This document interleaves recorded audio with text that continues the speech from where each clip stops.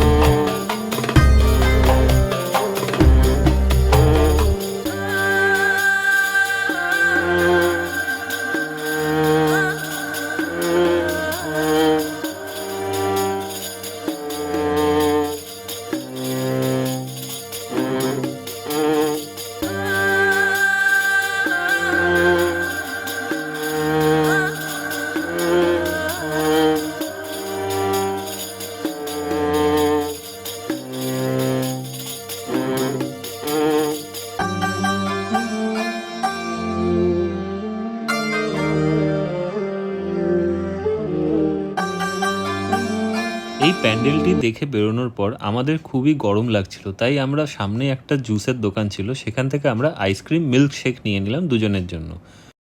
পৌশালি order করেছিল vanilla ice cream milk shake, আর আমি নিজের জন্য অর্ডার করেছিলাম বাটারস্কচ আইসক্রিম মিল্ক শেক। তো আমারটাও এখন এসে গেছে, তো আমরা দুজনে এখন এটা তাড়াতাড়ি ফটাফট শেষ করে এরপরে নেক্সট আমরা হাতিবাগানের দিকে বেরিয়ে যাব। তো ওখানকার কিছু ঠাকুর দেখবো, সেগুলো আপনাদেরকে ঘুরে দেখাবো। চলুন বন্ধুরা।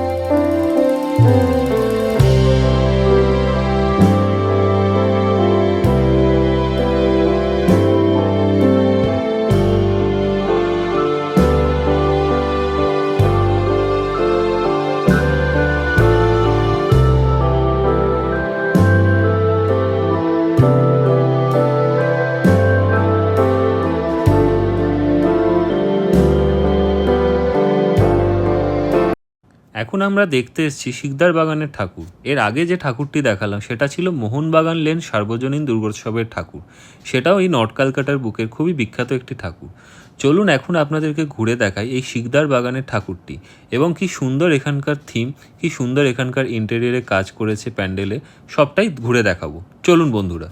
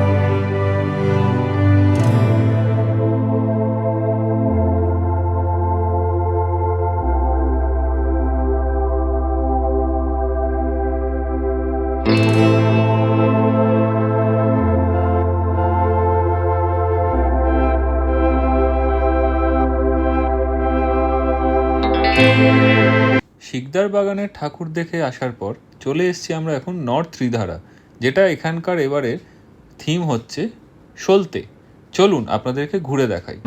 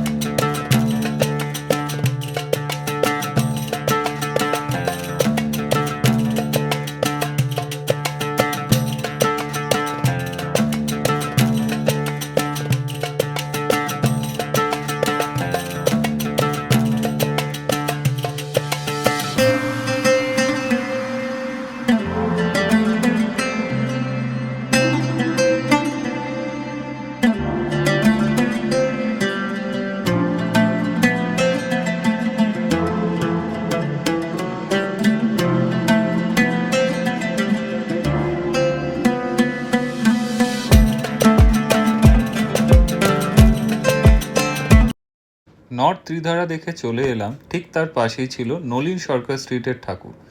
সেখানে এবারের থিম ছিল শহরনামা। চলুন আপনাদেরকে ঘুরে দেখাই নলিন সরকার স্ট্রিটের পুজো মণ্ডপটি।